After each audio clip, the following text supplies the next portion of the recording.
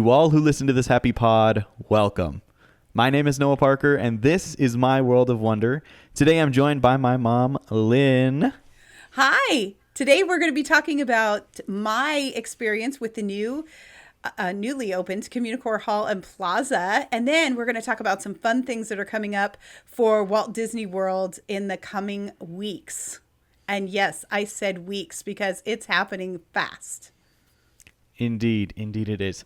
So as we get started, everyone, I want to once again, as always, give you the invitation to follow us on our TikTok and our Instagram and Facebook by choosing any of those platforms you wish and just searching for Noah Parker's World of Wonder. There you can enjoy the wonderful shorts from the podcast that my wife is diligently putting together and posting for us to make sure that we have content out every single day. It's amazing, honestly, that she finds the time to do that, especially because it blows. I don't even realize when she posts sometimes. They just happen. But that being said, we are also going to be doing some stuff starting in the next week or two internally on the YouTube channel. So if you're listening to the podcast and you're not already watching on YouTube, head to youtube.com/Noah Parker _channel or search Noah Parker _channel in the search bar and give us a subscribe there so you get notified when some of our standalone videos, which are not podcast related, start rolling out there, hopefully in the next week or two. I think that covers all of that. So first on the docket, I actually want to lead off with the changes to Genie Plus, because that is the newest breaking news as of recording this episode. So basically, I'm going to do a fair bit of the talking here, because when we get to the next part, you're going to be doing a lot of the talking. It's all good. Feel free to interject whenever you want. I know there's a specific part in here where you are going to want to not intervene. That was the wrong word that came into my head, but basically, right now there is a service with Disney parks called Disneyland and Walt Disney World, I suppose. It's not in the other foreign parks, I guess. But right now we have a service called Genie Plus, which a lot of you might know, some of you might not know, is the skip the line service. It's much more than that, but at its roots, it's the skip the line service in Walt Disney World and Disneyland Resort. And as it stands right now, you pay you basically have to wake up every morning at 7 a.m. Is it 7? When can you buy Genie Plus? It's 7, yeah. 7 a.m. Okay, so you have to wake up at 7 a.m. if you want Genie Plus, the skip the line service, and you have to buy it that day. You can't buy it ahead of time, which you used to be able to do back. Actually, you used to be able to buy Genie Plus with like a year ago, I think, wasn't it? Where you could just buy it. Well, because when I went to Disneyland, you could buy it ahead of time. Oh, yeah. So exactly a year ago. Yeah. So they've had Genie Plus. They actually had Genie Plus, I believe, I don't know if it was when we all went. I think it was when we all went in 2021, but we didn't do it. Not yet. It wasn't in 2021? Didn't have it yet. It didn't come out until 22. Okay. But back then you used to be able to buy it for your whole vacation when you booked. You could have Genie Plus for every day. Yeah. And right now you can't. You have to buy it every single day, the day of. You can't buy your entire trip's worth of Genie Plus all at once. It's every day. Wow. Super annoying. So the prices change every day because of that. So based on when you go in the year, it might be more expensive. And yeah, basically you kind of just have to buy it and hope you get what you want.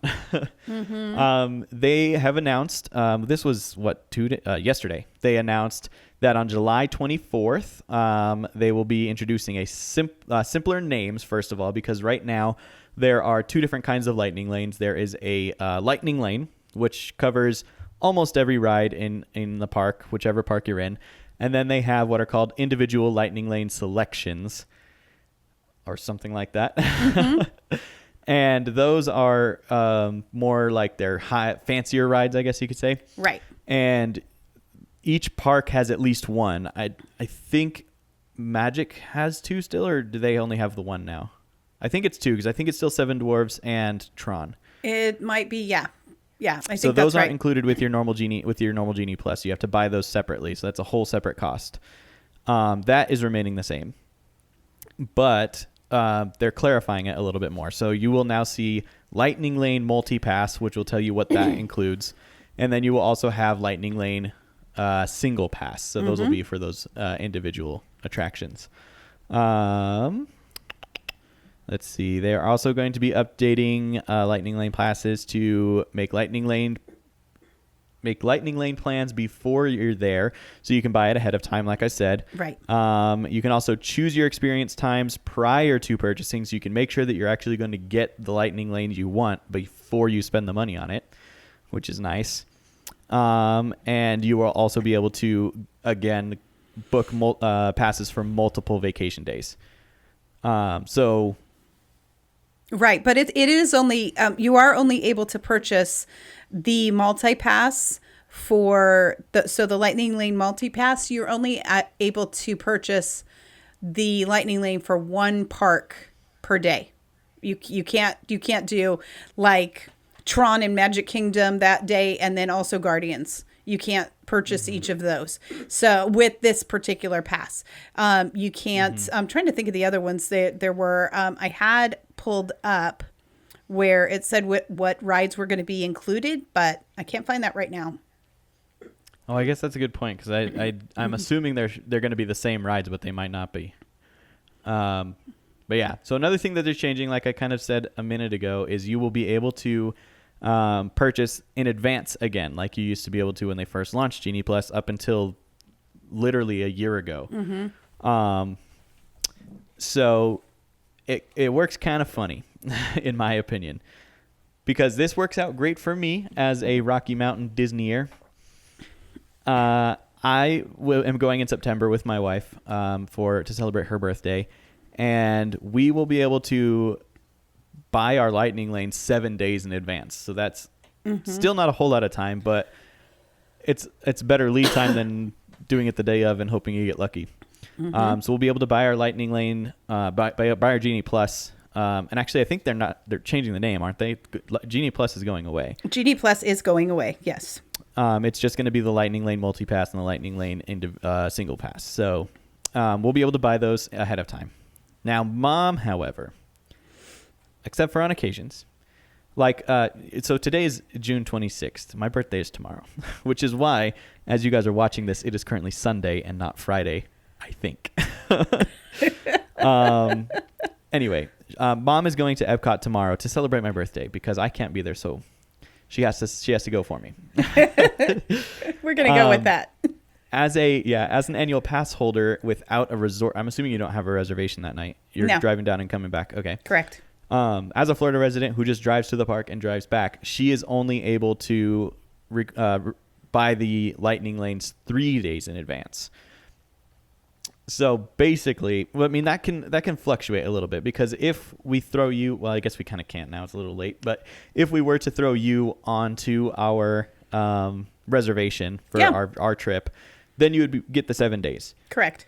What makes it a little complicated is the fact that it's too late, because we've already booked it, to include you onto our reservation.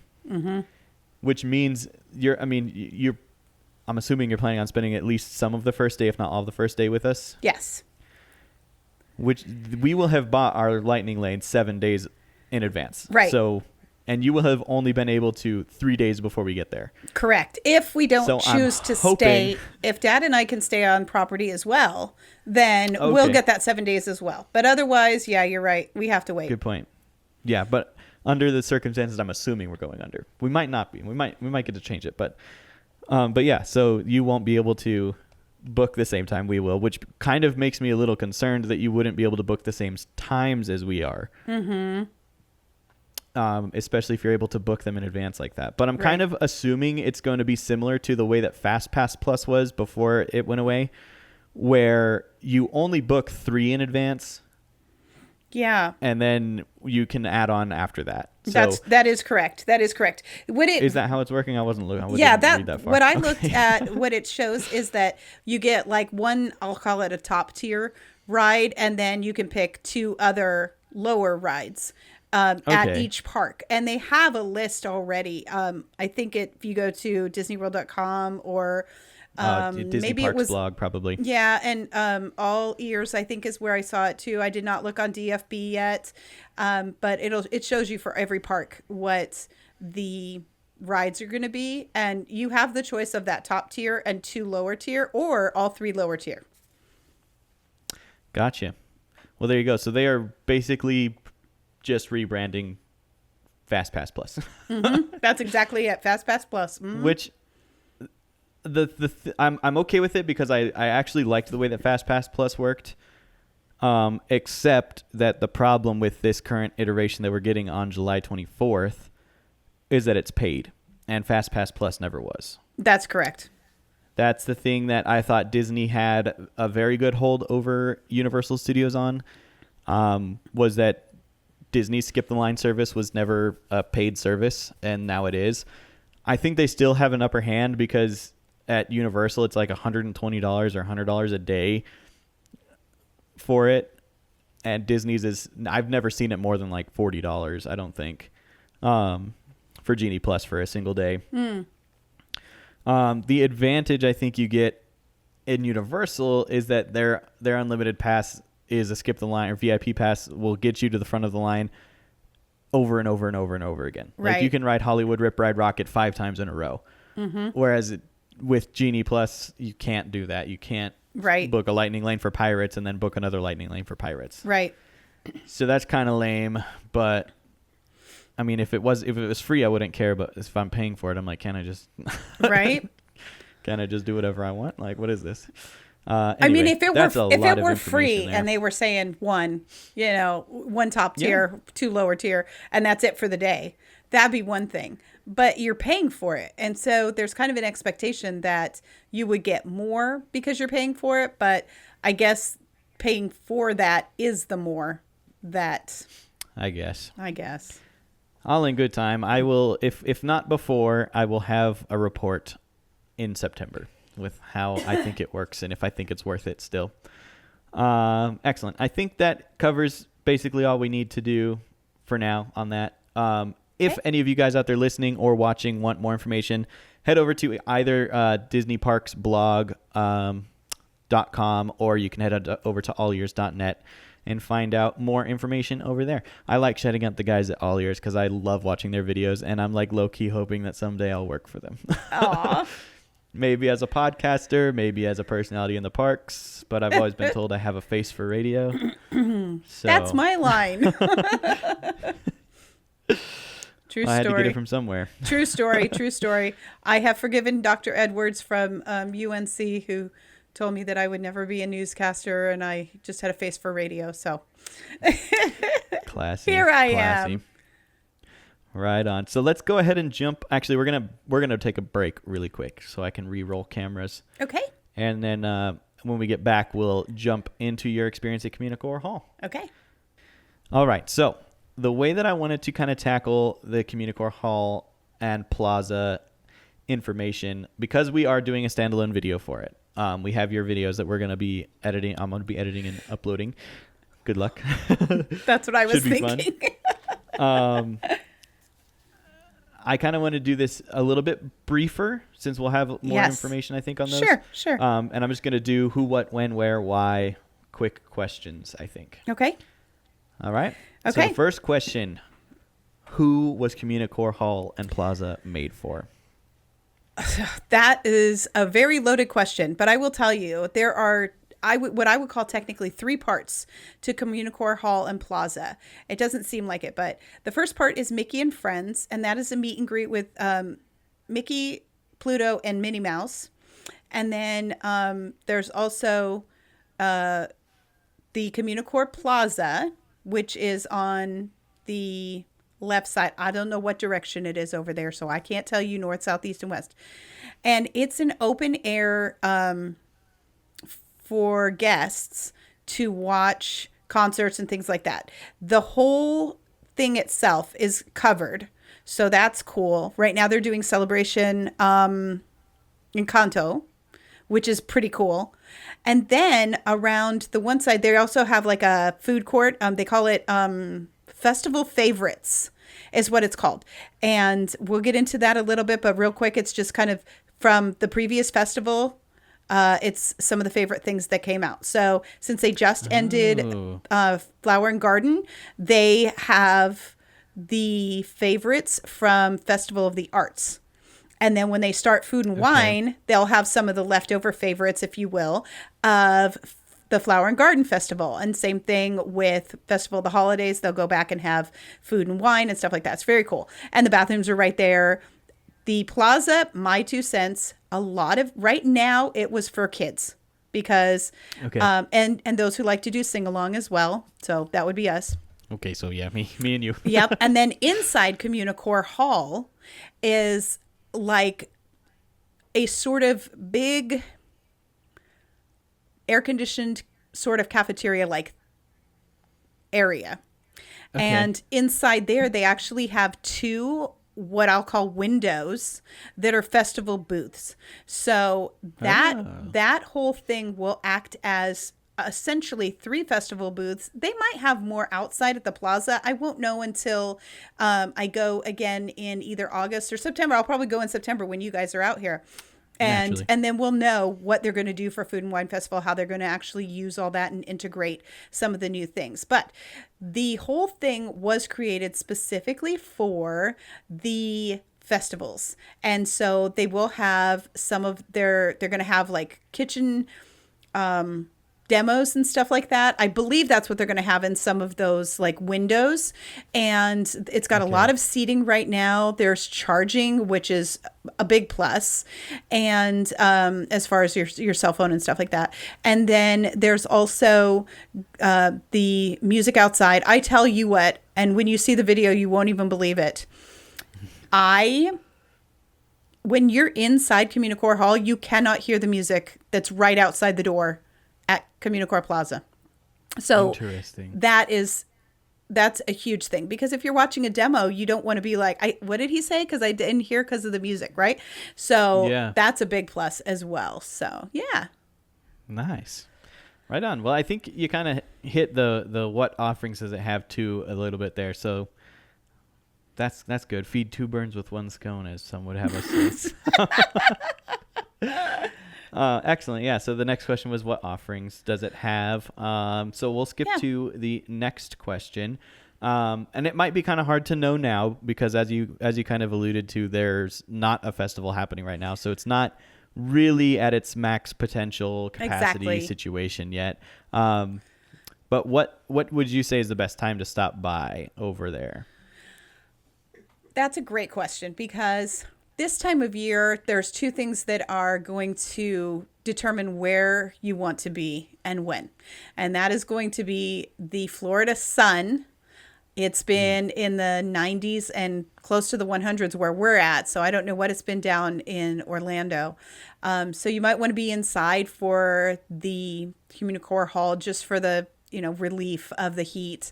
And also the other one that goes right along with that is the rain.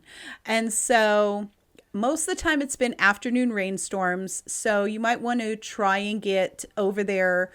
If you want to actually see the plaza concert and stuff, you might want to get over there before the rain's coming, which is usually, like I said, in the afternoon. And then you might want to head back there in the late afternoon when it does start kind of getting gloomy and rainy. There's in the World Celebration area, there's the land, the aquariums, I can't think right now what that's called, but at the Seas with Nemo and Friends and CommuniCore Hall that are all inside. And then on the other side that's on one side. The other side is where Connections Cafe, Eatery, and Creation Shop are. And those are your only relief from the rain or the heat. So you kind of want to just use that as your barometer as far as what is the weather looking like and that sort of thing. As far as crowds go right now, I mean, it opened on the 10th and we went on the 15th. And there weren't any crowds really to speak of, not inside or outside. I could show you some pictures. There's maybe six or 8 other people inside when we went. And we were there at right about 11 or 12. And so that's inside CommuniCore Hall. Outside, there's more people because they were having the Encanto show. It's a fun sing-along with some kind of guest surprises that come. And that's kind of cool. It's a little bit of a character meet and greet, but you can't actually go up to the characters. So there's that. But it's a fun sing along time, and it does get the wiggles out. It does keep the kids' attraction and their interest because it's something that they're familiar with. So those are all pluses. And as well, the meet and greet with Mickey, Minnie, and Pluto is also fun relief from the heat, and also for the kids to get to meet their characters and not have to wait in the heat and things like that. And I feel like they're going to that more and more, actually, where it's an indoor meet and greet. So there you go. I like that. And yes, All right. I do have to confess, I can't remember what we saw it on. I have to confess two things.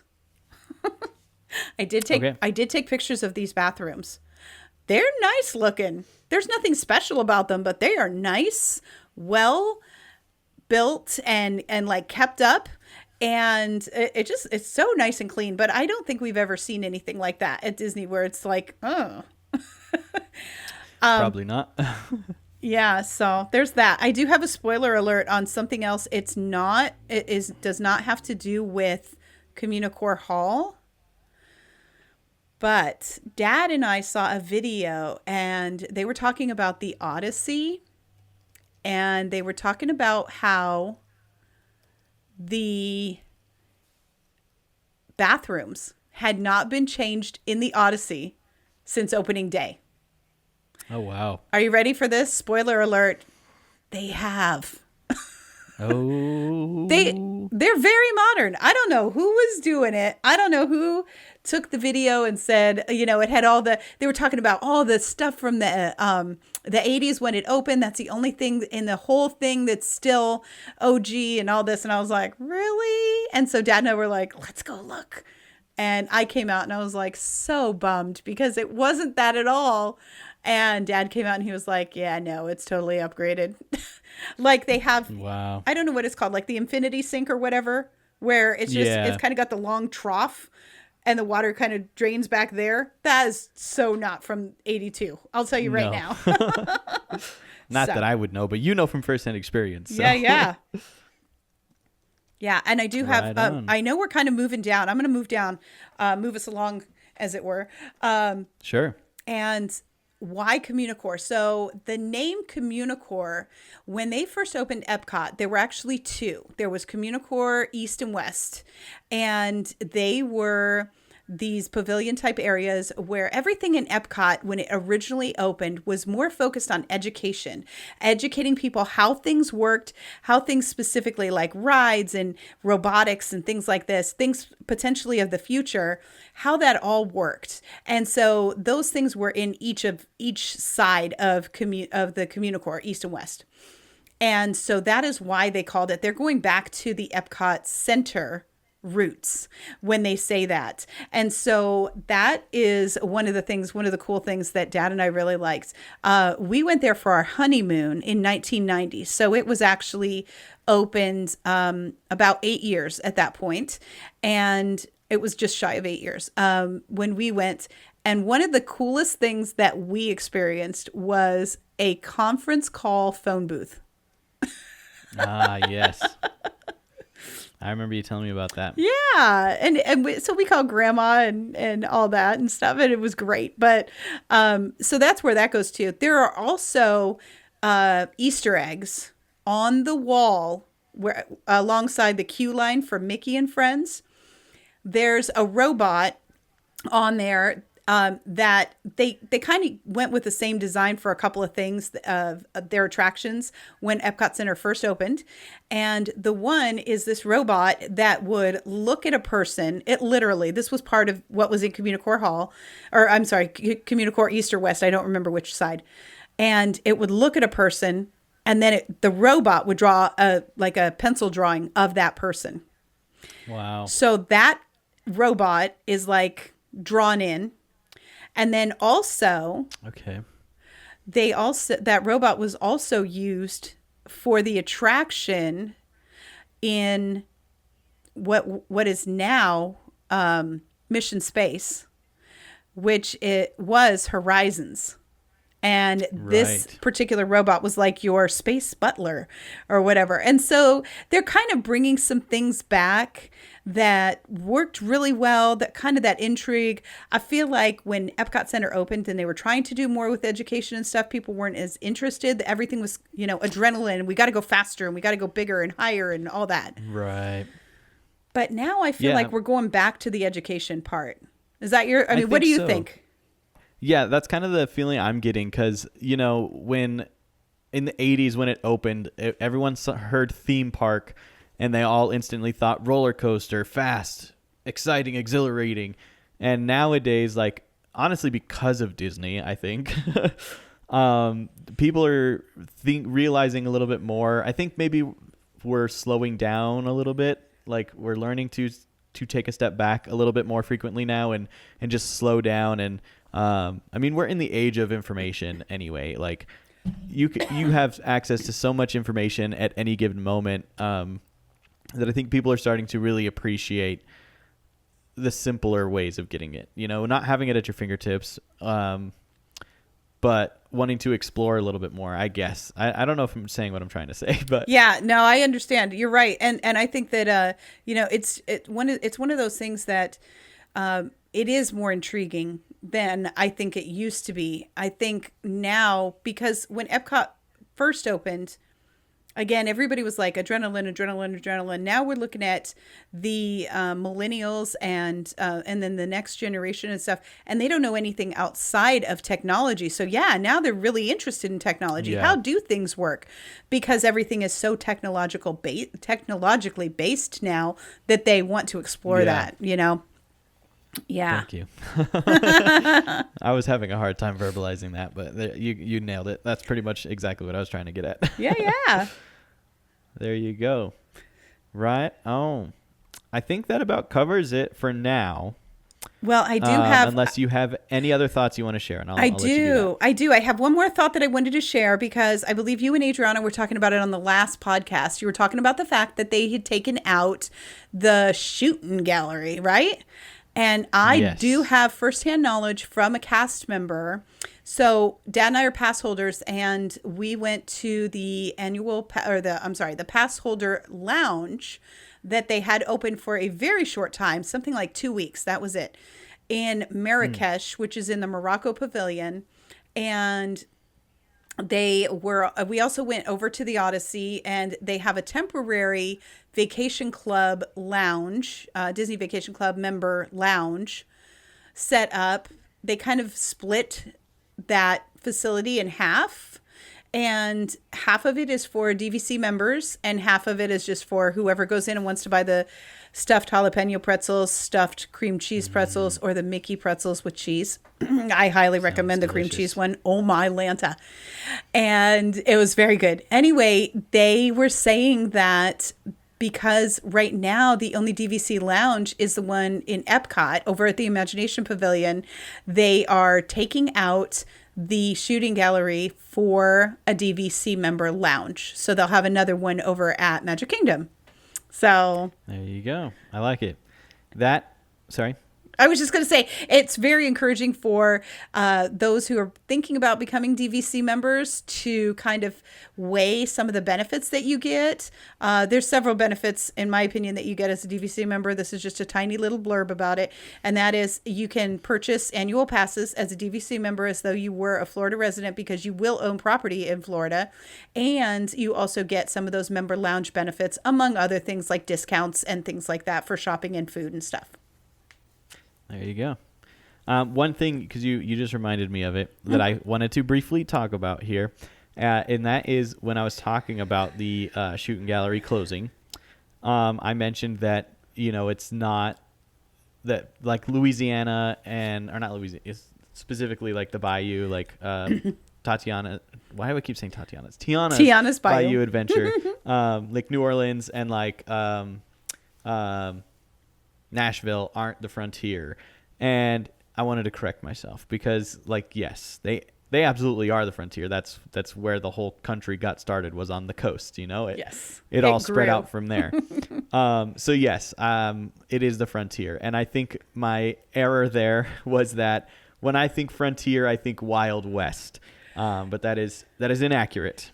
So while I do believe that the area is being rethemed to more of the Grand Ole Opry and like New Orleans, that kind of early, I guess not earlier, but like I don't know what wording I'm looking for, but it can still be Frontierland. Yes. Just different frontier than I was thinking when I was talking about that. So. Well, and when you consider too that it's got Big Thunder Mountain Railroad right there, that is the frontier. That's what throws me. Yeah, that's what throws me. But then you got the bayou right next to it. Yeah. My question is, how are they going to? Because I feel like it's coming. You know, they have this big thing where they got billions of dollars that they can invest in this change. Mm-hmm.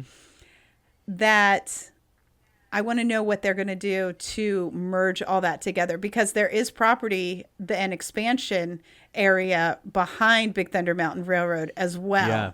And I'm I can't wait to see what comes of that. I mean, it's coming. It's coming. It's going to be so exciting. I'm worried that we say it's coming and it's like 10, 15, 20 years before we'll ever see it. But well, yeah. But they're not fast over there. I mean, maybe they will be. I don't know. Yeah, it's hard to tell because what we have to gauge how quickly they're moving and all that. What we have to gauge that on is interrupted by, really 2 years of COVID, and that created so many delays. So we can't actually, determine all that. But so now tomorrow we're going to be going to Epcot. There we're going to go. Hopefully, Aunt Lori hasn't been on Guardians of the Galaxy, so hopefully we'll get in the queue for that. And hopefully you guys don't get stuck at the last break run. I know. And if we do get stuck, I hope it's sooner. I kind of hope you do, because you get those. Well, yeah, if you get stuck sooner, I'm just saying. But at least you'll get the passes to basically ride anything you want after that. Yes. And then, there's also Journey of Water inspired by Moana, the CommuniCore Hall and Plaza to see. And which I may have a little bit more work for you to do when you go tomorrow, but it should That's be okay. That's what I'm here for. That's what I'm here for. I mean, yeah. Until I can move myself down there, it's a wonderful arrangement we've got here. I can't. I'm going to say I cannot wait until you can move down here and we can do all these things together. It's going to be a good time. Because one of my favorite things was taking you kids when you were younger to Disney. But one of my more favorite things that I could not see when you guys were so little was going with you as adults. When we went, it's a different world. It is a different world. When we went in March, when you did your Day of Wonder, that was so fun. And I did I think it was an afternoon. I don't think it was a whole day. In 2021, I did a whole afternoon with Caleb. Just Caleb. Yeah. And I really enjoyed that. I've done a day with just Lauren, and it's so fun going with you guys now that you're older, and I just really enjoy it. So it's a good time. I look forward to the future. Amen. Yeah. I think that about covers it for today. Next week, Adriana and I will be playing our monthly Disney trivia. This month, starting for July's trivia night, we will be playing out of the Play Disney Parks app. I would love to invite you guys to play along with us as best you can. It's a little bit tricky because they randomize the questions, so you can't jump into it and get the same questions we are. But feel free to play along. Play ahead of us. Maybe get some answers ahead of us and laugh at us when we get them wrong. And it should be a good time. But until then, guys, let the wonder take hold.